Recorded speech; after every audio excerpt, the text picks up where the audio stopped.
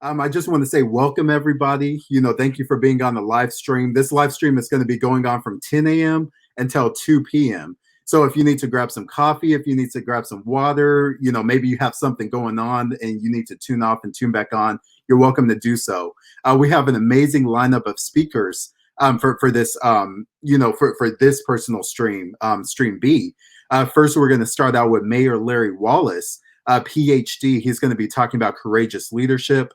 We also have brother Corey Jones, who's going to be in the house talking about how childhood trauma affects manhood. And then we have Morgan Susan Taylor.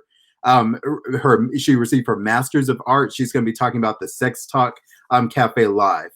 At the Man in Me, we have certain goals that we've been working on toward the past 8 years. It's a collective effort. So it's like, how do we move forward together? As an organization, what we endeavor to do is to educate men to create unity in their families. There's an epidemic of fatherlessness that's plaguing our community. And so how do we move beyond that? Like, how do we do it through education? We also, promote mind-changing patterns, incorporating principles to strengthen thoughts in circumstances. Like when we go through difficult times, we have two choices. Like we can give in or we can choose to overcome. And it starts with the mind, because the way that we think, that ultimately determines who we are, what we can accomplish. We also, support resources that create a stronger society. It's and the number one resource, I truly believe, as an educator, I'm an assistant principal at a middle school in Austin. And one of the greatest resources that we have are each other, our resource of having people. And so today we do have several people. First of all, Mayor Larry Wallace, he's done so much work in the community. He's a brilliant brother, has a lot to contribute, in words, and experience. He's a retired combat veteran that served in both the U.S. Army Reserves and the U.S. Army as an enlisted and an officer. In addition to being an assistant professor of management for Huston-Tillotson University, president of Wallace Brothers and Associates, which provides small business strategic planning, and co-owner of The Transition, which mentors within the transition assistance space. He was sworn in as the first, and I'm saying this again, the very first African-American mayor of Maynard, Texas. And a little bit about this city: is the 7th fastest growing suburb in America, the 20th best city to live in America. Brother Larry, he's supported the community for years. He has a genuine heart. He does a lot behind the scenes. Sometimes we see what people do, like we see kind of the things, but we don't always see what they do behind the scenes that make things happen. So just letting you know about that. Larry's former education, it consists of a doctorate in management from North Central University, his bachelor's in interdisciplinary studies from the University of Texas at Arlington. He got his MBA from North Central University, a master's in human relations and business from Amberton University. He's earned his executive leadership certificate in entrepreneurship from Texas A&M Commerce and St. Joseph University. A veteran in politics and civic engagement certificate by Syracuse, a business skills certificate from the University of Pennsylvania at Wharton. So the list goes on and on. I feel like if I were to write a book, which I haven't written a book yet, Isaac Rowe has written a book, a lot of the other brothers, but if I were to write one, it would be probably like 1,000 pages long, about Mayor Larry Wallace. So without further ado, I'm gonna go ahead and have this brother to come up, and he's going to be talking with you about courageous leadership, what that looks like, what it sounds like. So I'm gonna go ahead and turn it over to the mayor, the one and only Larry Wallace. Hey, I appreciate the kind words. Most definitely humbled as always for individuals to see the painstaking progress mentality put in, and sometimes time taken away from just having fun to get those types of credentials. knowledge gathering. And today I'll be talking about courageous leadership. And some of y'all might be wondering why I have the hat on. The hat on is first, before I start off, I want to tip my hat to the 100th anniversary of the Negro League. And there'll be more coming out about that over the next couple of days. But today, talking about courageous leadership. And I'm going to just get right into the slides. Feel free to ask your questions while I'm giving this presentation. So it's more of a dialogue and engaging. You don't have to wait to the end. So let me go ahead and share the screen here. All right. So courageous leadership. The key thing here within courageous leadership, you're talking about how well you lead in times of uncertainty will definitely determine how great of a career you have. It can make or break your career. The second thing is being able to have an ability to have swift decisions, make swift decisions, have a high risk tolerance, and a take charge mentality. And then also, how well are you in developing rapport, in persuasion, and establishing mitigation? Rapport is creating mutual understanding, persuasion, creating a belief, or for people to have your desired outcome. And then you're also talking about, in this sense, for courageous leadership, I'm going to be talking about discussing the mechanics that result in courageous leadership, right? So everything, if you practice these things, if you try to embed these principles in how you operate, then what you'll start establishing is so-called courageous leadership. And again, talking about making decisions not based upon personal opinion, personal desires, but based upon the role and responsibility that you have, as well as the expectation of the organization, not necessarily the expectation of the people you work with, but the expectation of the organization and why it was created. And the reason I have this photo here of me when I was commanding in NATO is because out of my 20 years in the military, my time in NATO was probably really where I learned about courageous leadership. Even though I was in charge, I was not in charge. It was a lot of influencing. It was a lot of getting people invested in my vision and showing a certain level of intellect and knowledge, even though I may not have been the most senior person in my position. And so these next couple of slides will kind of show you that real quick. So when I was in NATO, I served as the deputy of intelligence and a deputy of operations for force protection and security. And as you can see, what you see here in these in numbers, for example, up here at JFC headquarters where my cursor is at, we had about 61 officers, no one listed, and 61 civilians. And what I put this out here is because I was tasked as a certain rank, a junior rank, to support all these different areas, all these different expectations, different policies, different ways of life, right? So they all have their own different intricacies and expectations. And I had to be able to dialogue and engage with them and be able to tell one place, no, we can't do this, but another place, yes, we can do this. And they're looking at each other and asking, why does one get this and we don't get it? And being able to have to be courageous enough in what my role and my responsibility was, having to be courageous enough and understanding how the different environments worked, having to be courageous enough and understanding that even the rank difference, the experience difference, right? Where I had my authority to speak, plus based upon my intelligence and understanding the situation, how much stronger my voice and credibility I may have had in dialoguing with the different locations. And just to give you another example, this was the type of leadership spread throughout this organization. So I was way, way down on the lowing pole. So you're talking about individuals that have significant more experience. So leading and supporting those that have more experience than you. Also leading and guiding others that are also leaders themselves.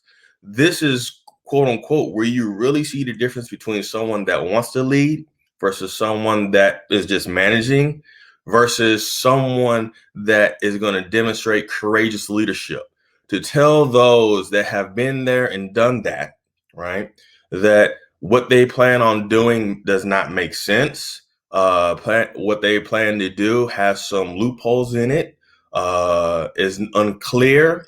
To be able to have that dialogue as you would with one of your family members or one of your friends, right?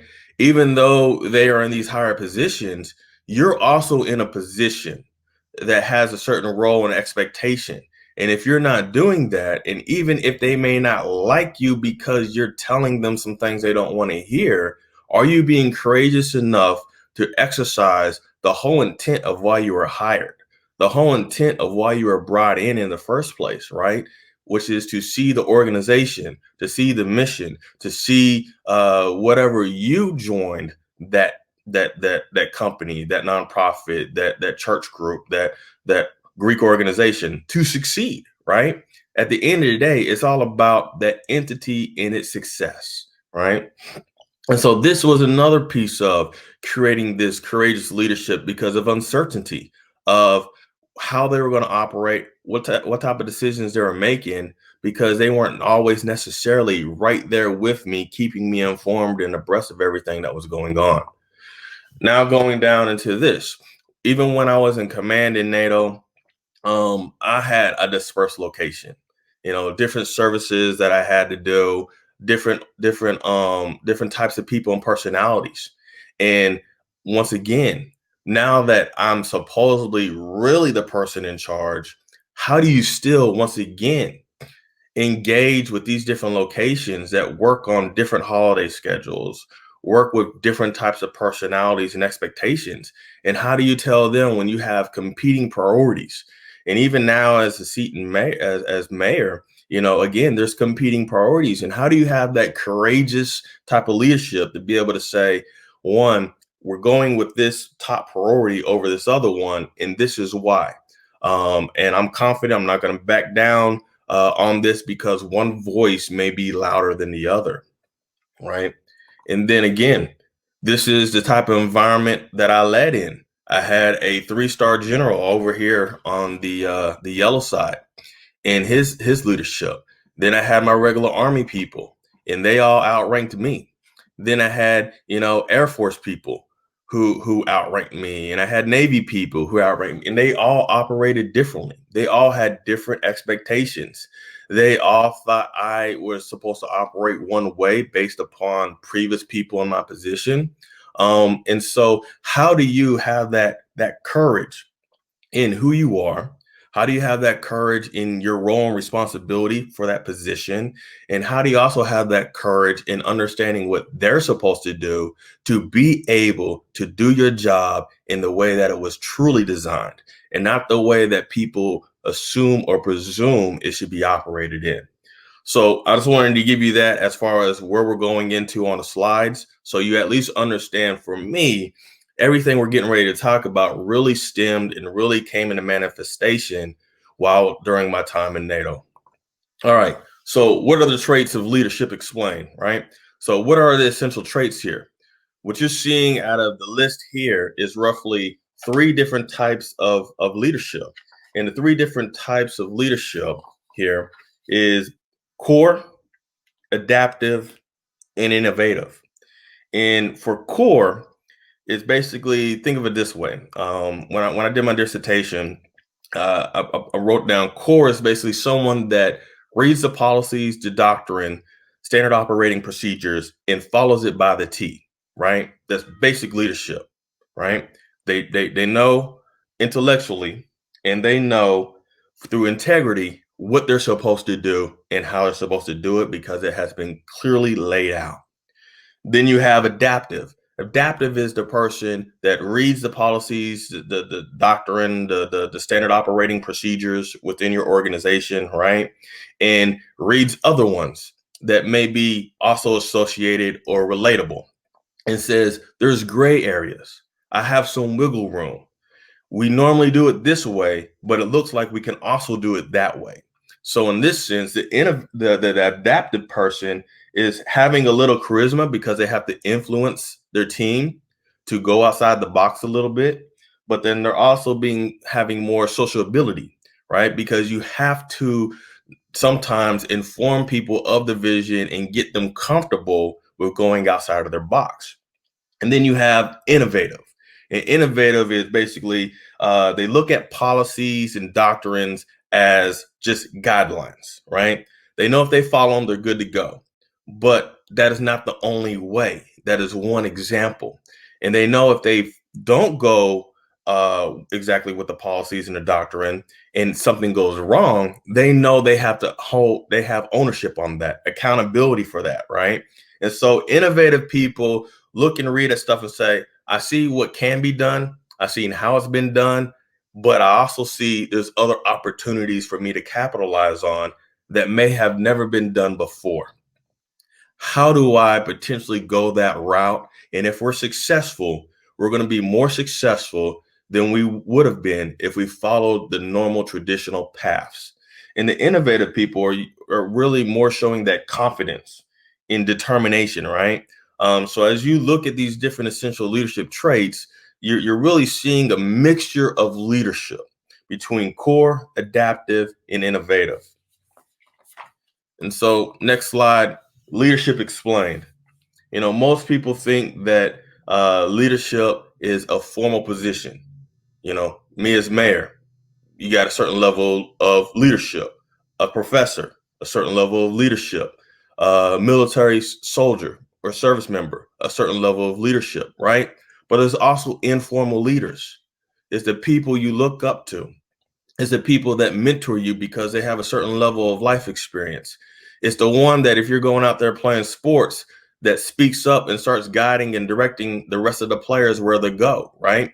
Those are your informal leaders as well. Leadership is a natural trait, ability, skill, behavior, relationship, and an ability to influence process. It's not specifically role or responsibilities. Everybody can be a leader. Now, here's the key.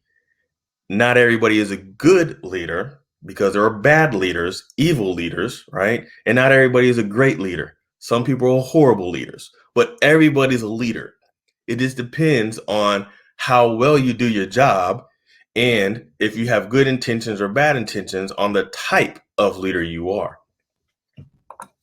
And so now getting into this ethical piece and really down to the mechanics resulting into courageous leadership, right?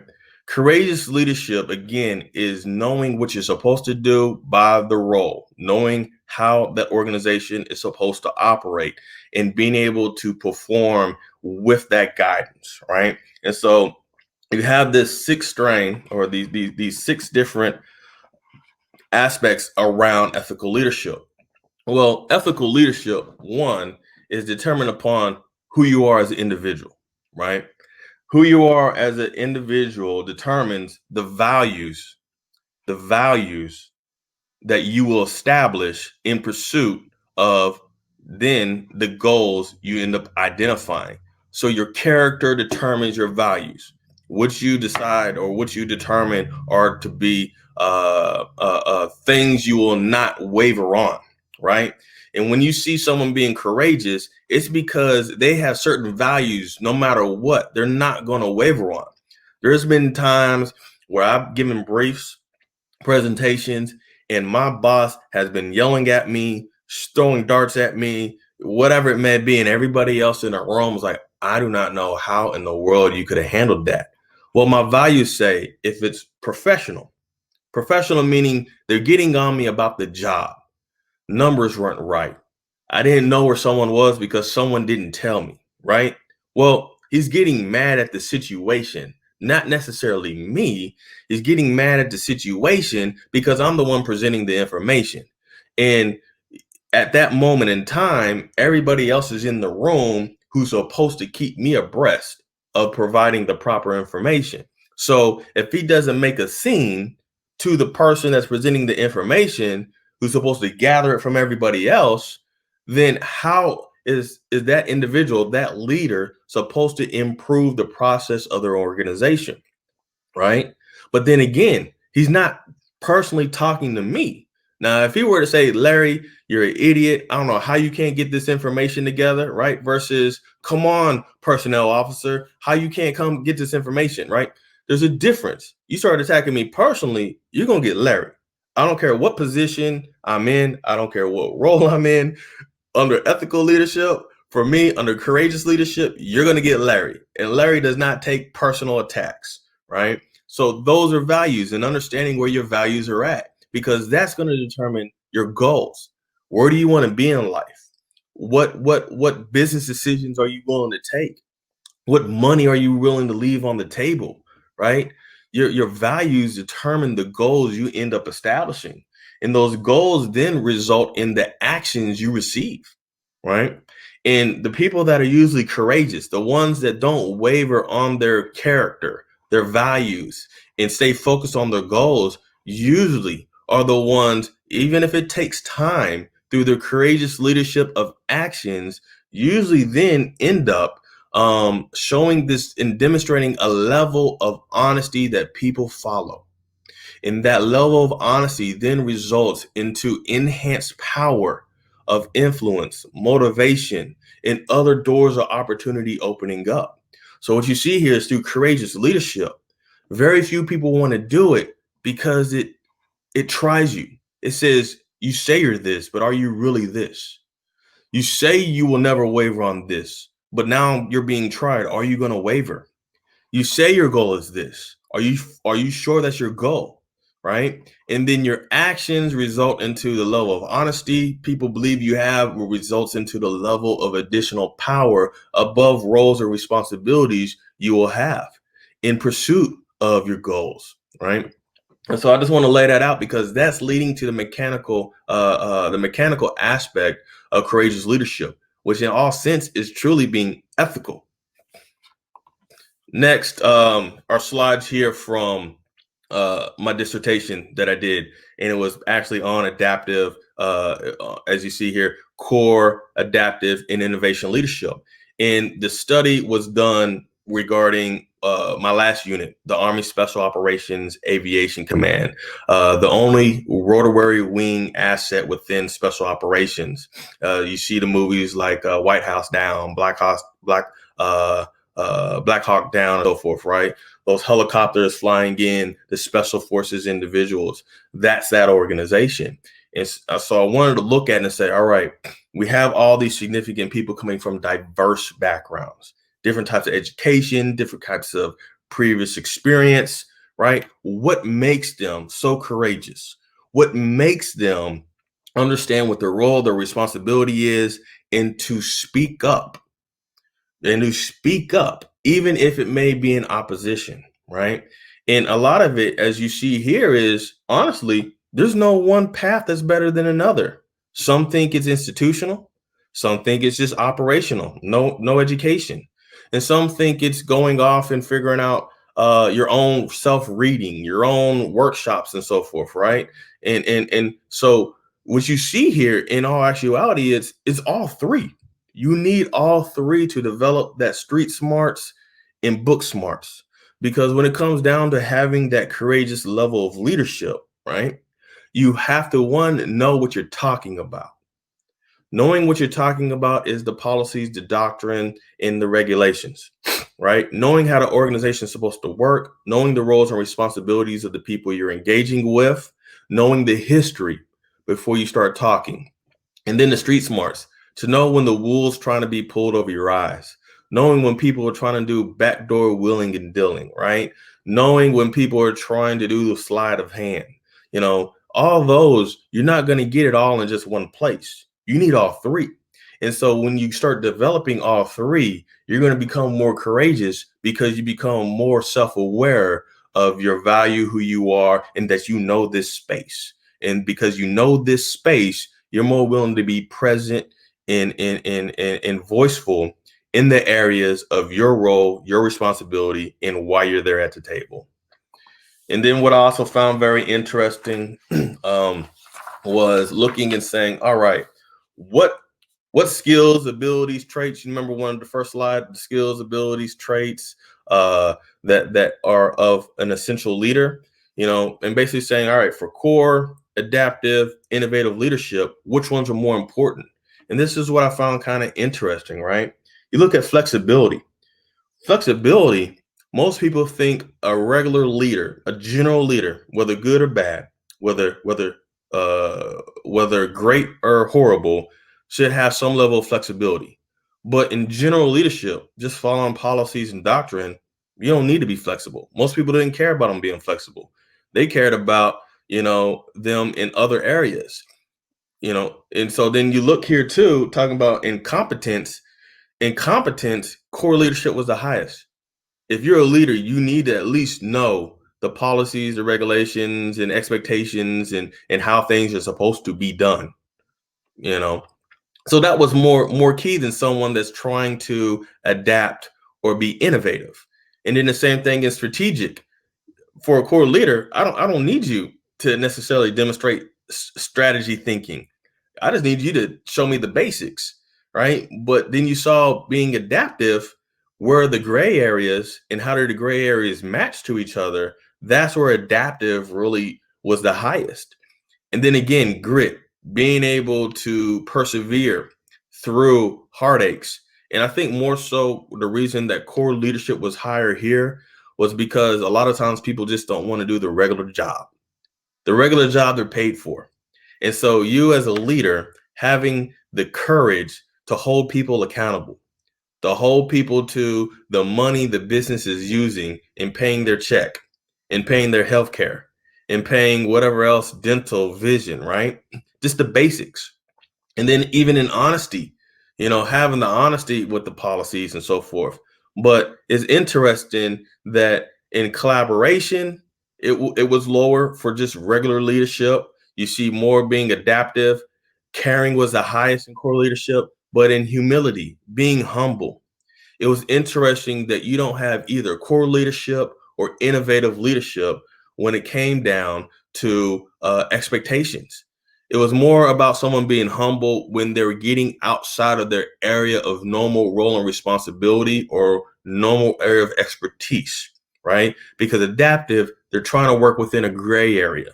Whereas core, they're clearly told, defined by that organization how to operate. Or innovative, they know where they want to go and they have the knowledge to tell people how to get there with them, right? So it's interesting that in this leadership aspect, depending upon where you're at, role and responsibility, depending upon the need of the organization, you have to be stronger in one area versus another. And do you have the courage, the courage to realize through studying what area you need to be stronger in, and to be able to say, I'm not there. I have more institutional, more operational, or more self-development to do to get stronger in those areas. So I can do the job that I'm tasked to do, and I can lead the people in a way that they know I'm not nervous, I'm not doubtful, I'm not questioning myself. I may question some of the directions we need to go and why one may be better than another, but I'm not questioning myself as far as my ability to lead in this environment, my ability to give guidance and direction based off of prior experiences I've had, right? And then the next key piece here, when it comes to courageous leadership, you have to be able to identify the real root problem before you come up with a solution, before you start working and start talking to individuals on how you plan to see the problem through, right? The Marines say it the best. A lot of times we only need 75% of the problem solved to move forward. But I would also say this too. If you don't at least identify the root cause, then the solution you start creating will never truly impact the issue. And so you have two areas of conflict. Is it content? Is it relational? And content, as you see, is more of goals, personal values, and beliefs versus someone's esteem, someone not having the ability to do things that they want to do because they feel they can contribute more or not, right? So do you have the courageous leadership to be able to say to someone that believes that they have a higher self-esteem than their their actual true capabilities to say, you're not there yet. You still need this. You still need that. Or to be able to say, you are not giving enough and I know you can do more. So I'm going to start giving you more roles and responsibilities. To look, you want to take this job on and you jacked up the last two. So why am I going to give you control of this one as well? Right. Or to be able to say, because you're affiliated with this organization, or because of the things you said, or the things that you're posting on social media, you do not reflect the character of this organization. Therefore, that's why you're not getting this promotion, right? So understanding the differences, or saying, our goal is to get to here, but you seem to only want to get to this level, which is lower than our goal. And because of that, I do not want you to take lead in this endeavor, because I don't think you're going to get us to where we need to be at, which is the ultimate goal. And so that courageous leadership, to be honest with people, and yeah, it's going to stink. It's not going to feel good.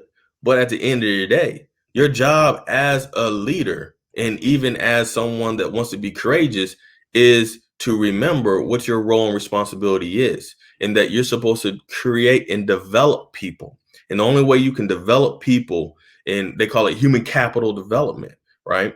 An organization who focuses on human capital development is an organization that is strengthening its workforce by making its workforce smarter, right? That is the most truest, best asset any organization can have, is people that are realizing their weaknesses, and everybody's working to strengthen their own individual weaknesses, because now you have a stronger workforce that has less weaknesses, right? Now, moving on to principled negotiation, and please let me know if I start going over my time.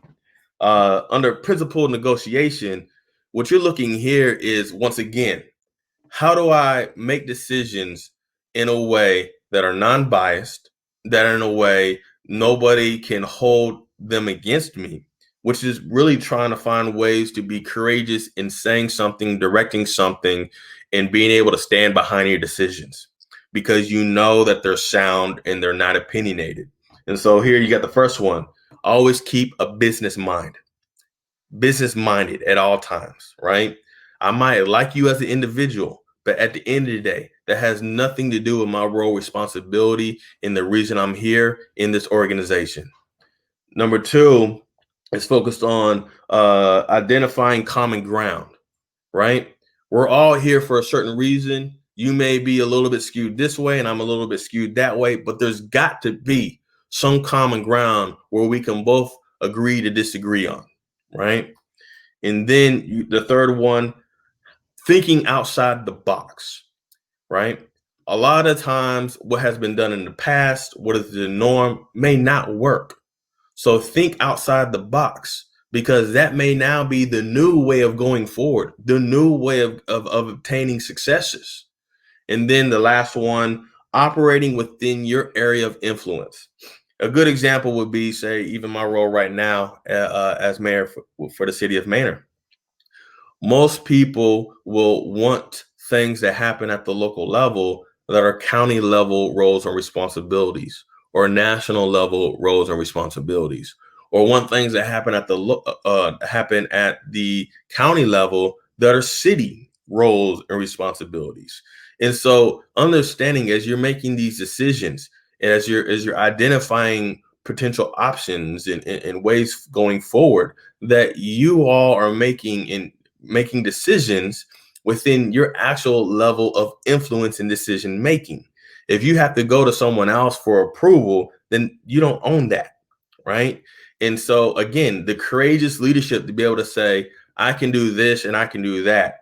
I can't do that. I want to be able to do it, but I can't. But this is what I'll do. I'll go ask and talk to them and see if they'll give me the authority, or that they will go ahead and give the approval, right? And most people don't even want to do that a lot of times in leadership. Most people do not want to go through the hassle of asking, want to go through the hassle of putting themselves on the line to get chewed out by their boss. But at the end of the day, if your own boss doesn't advocate for you, then what type of leader are they? All right. And then kind of moving over here to bases of power. Under bases of power, one, how do you establish them?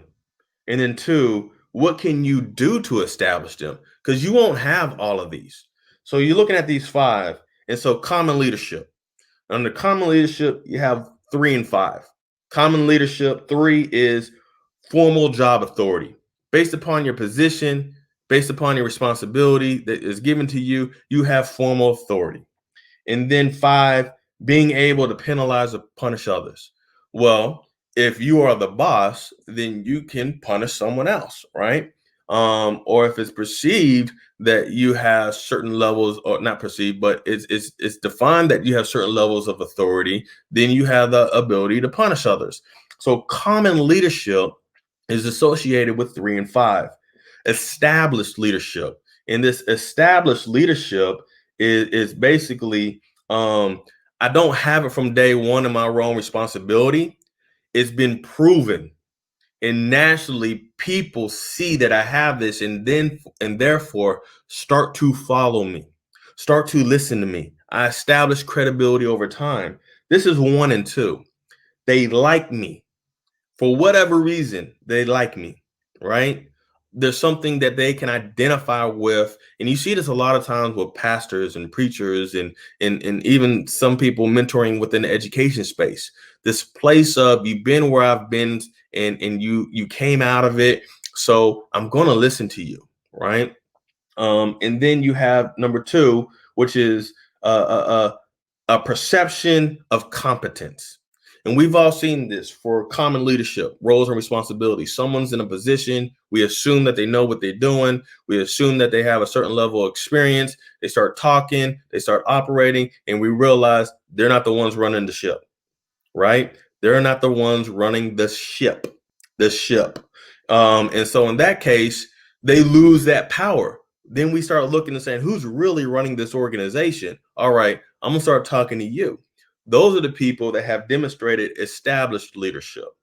And then you have number 4, which is reward power, and it overlaps on both of them, common and established. Because number 4 is who can provide a benefit. We're always going to go to the person that can provide a benefit, whether they're in an actual formal position or not, because we see the influence that they have and that they hold by demonstration, by position, right? And so again, as you're talking about a courageous leader, which of these positions do you have?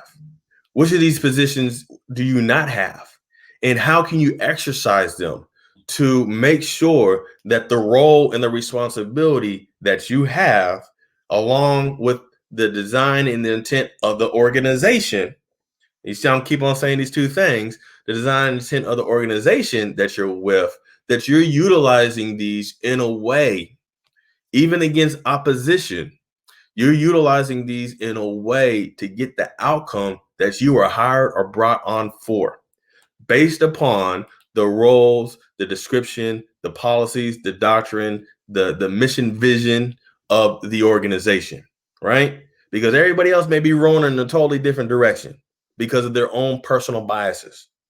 But as a courageous leader, you're saying, based upon this, and unless we sit down and change all this stuff, then y'all rolling that way, I'm rolling this way. And you can fire me or whatever, but I, at least when I go to my next job, when other people talk about me, they're going to be able to say, I'm always courageous in doing the right thing. And that's going to speak more volumes than going after the mighty dollar or going after a namesake at the expense of others. And then overcoming obstacles, right? When you start talking about overcoming obstacles, in this sense here, you're talking about, 1, know when to speak or to remain silent. Key. A lot of people say the person that's quietest in the room is usually perceived to be the smartest until they open their mouth. So know when to speak and to remain silent. And then also, a broken foundation leads to a broken house. The foundation also costs less than the house you build that breaks. So when you're talking about courageous leadership, is realizing that your quiet mouth, especially when you should be speaking, is going to cost more in the long run, more for the organization and potentially more for you and your career. And so you're talking about here unclear goals. Well, I don't know the expected outcome. If I don't know the expected outcome, then how can I meet the goal that you have for me? I don't even know what it is. Unclear direction. Well, if you don't clearly tell me what you want me to do, there may be implied things in there I'm not going to assume, especially if I've never done it and I've never worked with you before, right? When you say go take out the trash, implied task is go take the lid off the can, tie the bag up, go throw it in the trash can, come back, put another bag in the trash can, put the lid back on, right? But if I've never done that before, and we've seen this with kids, what they do, they'll probably just pull the trash bag out, throw it in the trash, and then go back into the room. There are a lot of things you missed, right? And then you have this low motivation. What you have me doing or what we're going to be doing is just not entertaining enough. I didn't come here for this, right? So being able to speak up and be able to tell people that what they have you doing, you want to do something else that's going to actually keep you entertained. Because if it's not entertaining, then you're not going to pay attention. You're not going to put your emotion into it. You're not going to put your focus in it. You're not going to put your all into it. And that determines too, when people start talking about you, oh, that person's lazy. Right? I give them stuff and they just kind of half do it, or they don't necessarily pay attention to everything. And then when you start talking about complex tasks, we all want to take things on, especially when our bosses ask us to. But we also need to realize there's things we don't need to take on. Because when you start dropping the ball in your productivity, in your outputs, in your products start looking worse, because you took on something that's outside your natural skill and capability, that you have not gone to an institutional school for, you have not learned through operational hands-on training, or you have not taken the self-development to learn how to do, you may be jeopardizing your own self, in your own career, in your own reputation by the product you're putting out. So having the courage to be able to say, hey, boss, or hey, friend, or whatever it is, I know that's part of my role and responsibility, but that is an area that I need more training on. That is an area I need more expertise or courageous leadership to go to one of your subordinates, one of your peers, or even your boss and say, hey, how do you do that? You are exceptional in this. That is something I need to learn how to do. You may find out you will build better creativity because you have the courage to ask for help by someone that's below you, beside you, or above you, right? And then you have this simple task. It's too basic. We do simple tasks all day. Hop in the car, drive and drink coffee or a soda. Eat a cheeseburger while driving. Watch TV and eat, right? Those are basic tasks. But also at the same time, how many times have you swerved while you were driving? How many times did you have to rewind the TV show because you missed something? Basic tasks also enable you to get the job done, but you also are going to misstep and have to also redo some things. So because they're so basic, you almost put in more time because you took it as too easy of a job, right? And then low involvement. Low involvement creates a lack of ownership, right? We've seen this all the time. Well, why am I going to go to basketball practice if they never put me in the game? I'm going to sit on the bench. I'm not going to pay attention to the game, right? I know I'm not going in. Low involvement, right? Then I go in the game. I haven't really been watching it. So I don't know who's really been scoring. I don't know who's been doing what and so forth, right? We've all seen this in some form or fashion. So if you want me at the table, then use me. Don't bring me into the game and not have me play or not utilize my strengths or at least tell me you're going to try to strengthen one of my weaknesses and I know that's why I'm there. Right? So courageous leadership again is saying, "Hey, I know this is my job, my role and responsibility, but you don't have me doing my strength." Or, "Hey, I know this is a weakness and you don't even have me participating to strengthen my weakness." You know, if I'm not going to be put in the game, then there's other things I could be doing for this organization. You're paying me to do something and I'm actually doing nothing. right? And having that courageous leadership to speak up and have that ownership. And then the last one, lack of challenge. Lack of challenge is lack of mental exertion. How many of us, you see the elderly people that are very still quick-witted, very knowledgeable, very informative, is because they always stay mentally challenged. They're playing the puzzle games, the word games, other things. You see individuals still working in a career and still taking charge and leadership. Again, it's that mental exertion. If you're not being mentally challenged on your knowledge and experience to share it, to provide it, right? Then all those things you've learned are going to start fading away, and all the value you bring to the table is going to start to deteriorate. And so when you're talking about courageous leadership, is again highlighting when appropriate the information and knowledge you have, and saying that I have more experience and more knowledge than you probably know. How do I show you that so I can be more value to you? And having that courageous leadership to let people know there's more I can bring to the table. Give me an opportunity, give me a chance. And then even when you're at the table and you're actually leading, being able to tell other people that think they know that space, bruh, I know the space, yada yada yada, right? I don't need you to tell me this all day. I only got 30 minutes and we're going 20 minutes and you telling me about a space I already know. There's a point of being nice and cordial to a point of let's get business done, right? And then you have here executing leadership styles. No leadership style is singular. There's a mixture of it. There's a mixture of do it my way, which is the authoritarian, mom and dad, you're going to do this and you're going to do it, to give and take, which is the middle ground, and the hands off, laissez-faire. There's a difference in knowing and having the courage of which one you should apply, not based upon the job you're in, but based upon the people you're working with. That's key. Knowing which leadership style you should use based upon the people you're working with. Now, I'll tell you this piece in courageous leadership. You want to start off with laissez-faire to see if people that are being paid to do a job or brought in to do a job know how to do that job, right? And then going into democratic, because then there's pieces that you may have to develop them on, but you're still saying, I still see and understand the role that you're supposed to play here. I'm not supposed to do your job. That's why you're here. And I had a boss that used to be like that when I was with the infantry. So that if I have to do your job, then you don't need to be here, because I don't need to do my job and your job, right?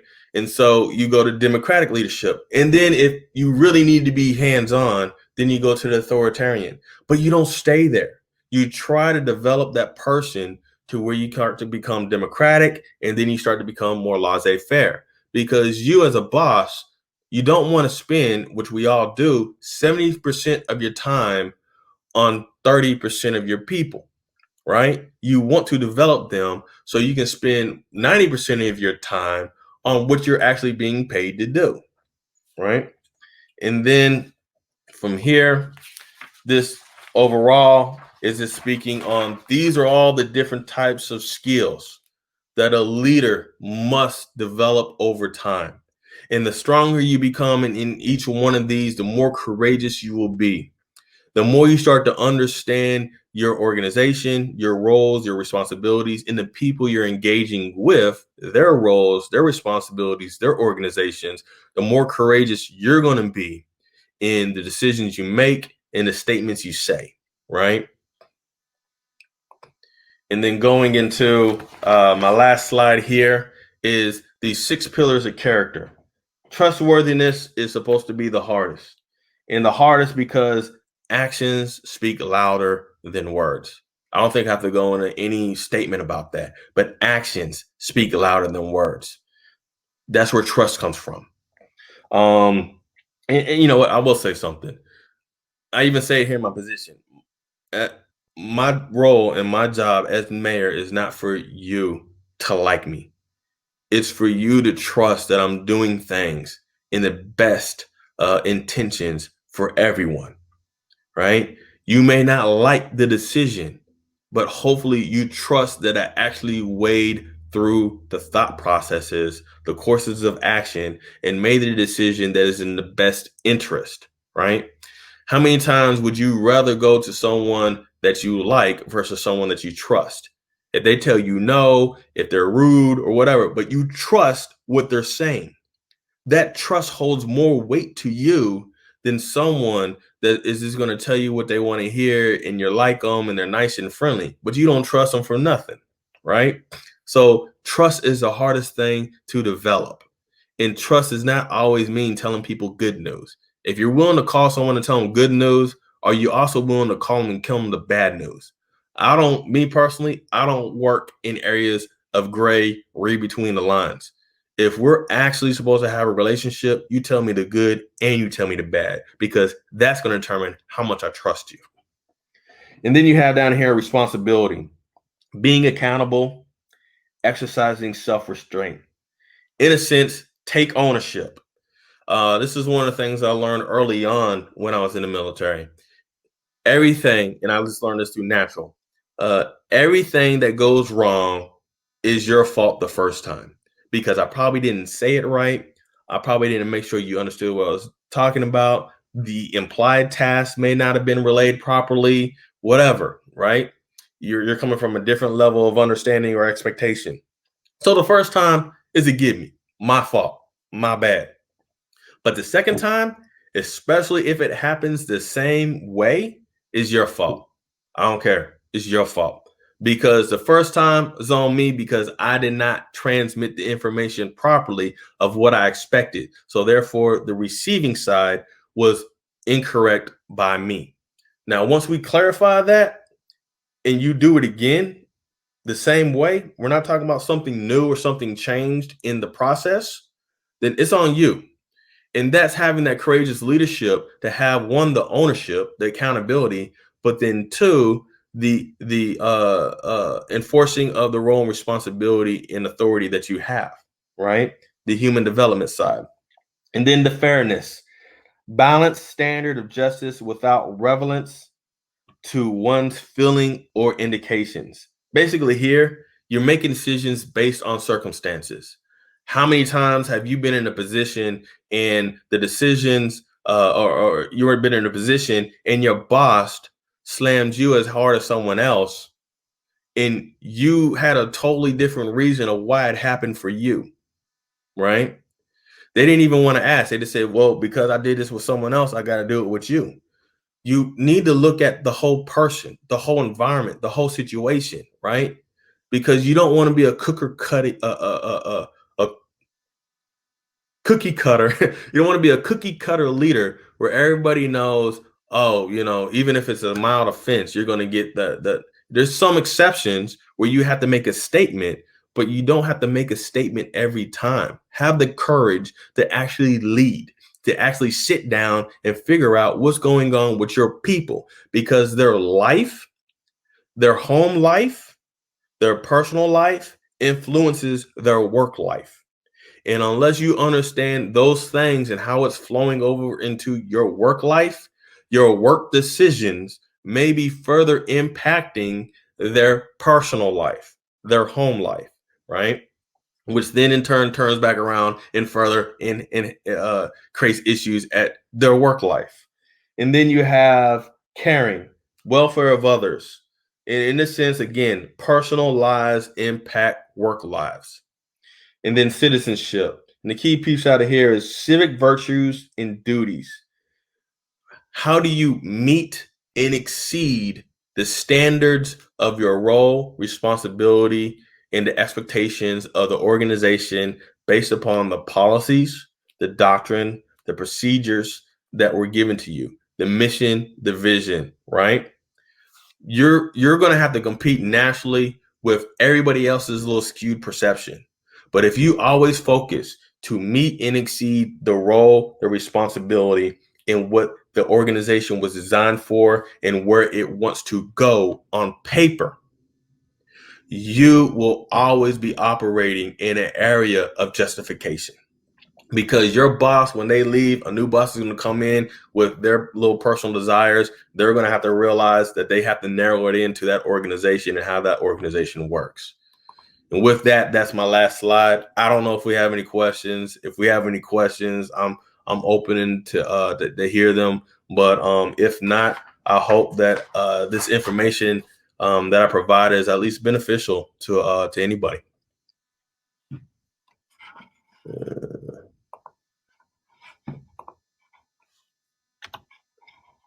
Thank you so much, for your sharing that the valuable words of wisdom. Everybody that's watching, actually give a physical round of applause, because that's what I've been doing this whole time. Many of the words you shared, I was taking some notes. You talked about values, and determining goals based off of those values, and how those goals determine the actions that we as leaders take. You talked about being able to identify the root cause of the problem. Is it kind of like a context, or is it like relational? Human capital development, courage to do the right thing. Like I myself, this is my first year as a assistant principal at at Murkison Middle School in Austin, and so a lot of these I was reflecting on myself. It's like, okay, how am I stepping up as a leader, especially during this time with the pandemic and in the midst of racial protests, making decisions that don't necessarily get people to just try to like me, but developing that sense of trust, because a positive relationship can't exist without trust. But it's also having the courage to know how to ask for help when needed. Right. Here to be here to collaborate with each other and support each other. And that's really what a community is about. You mentioned that a broken foundation leads to a broken house. I mean, I'm thinking about my grandma. She loves like working on houses, but we could have all the things on the house, like good, like we could fix the windows, we could put on a 30-year roof. But if the foundation is cracked, then the house ultimately is going to collapse. And one more thing that resonated with me is knowing when to speak and when to be silent. My grandma tells me the reason why we have two ears and one mouth is so we can listen twice as much as we speak. And that's powerful stuff. So I just want to applaud you once again. Thank you so much for your sharing. Nah, I appreciate the invite. All right.